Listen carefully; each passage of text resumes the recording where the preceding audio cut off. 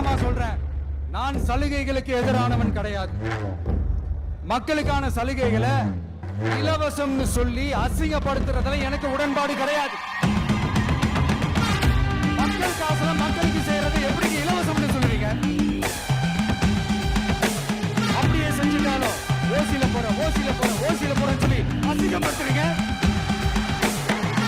என்ன கேட்கறதுக்கு ஆள் இல்ல நினைச்சீங்களா? மக்களுக்கு ஒண்ணுன்னா இந்த விஜய் வந்து நிப்பா, இந்த விஜய் வந்து கேள்வி கேட்பா. இந்த விஜய் எப்பவுமே மக்கள் பக்கம் தான், அதே மாதிரி மக்களும் என் பக்கம் தான்.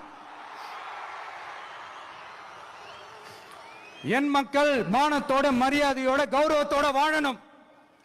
என் மக்கள் யாருக்கும் கீழே கிடையாது. அப்படி அவங்க கௌரவத்தோட வாழணும்னா அவங்களுக்கான வாழ்க்கை தரம் உயரணும். வாழ்க்கை தரம் உயரணும்னா அவங்களோட வாழ்வாதாரம் உயரணும். வாழ்வாதாரம் உயர்ந்தாதான் பொருளாதாரம் உயரும். பொருளாதாரம் உயர்ந்தாதான் வசதி வாய்ப்புகள் உயரும். இதெல்லாம் உயர்ந்தாலே ஆட்டோமேட்டிக்கா அவங்களோட வாழ்க்கை தரம், அவங்களுக்கான மரியாதை, அவங்களுக்கான கௌரவம் எல்லாமே உயரும். இதுக்கான வழிகள், அந்த சூழல்களை அந்த கவர்மெண்ட் அமைச்சு கொடுக்கணும். இதுக்கான அந்த திட்டங்களை செயல்படுத்தணும். இதெல்லாம் செஞ்சாதான் அந்த அரசாங்கம் ஒரு நல்ல அரசாங்கம். இதைத்தான் சொன்னோம்.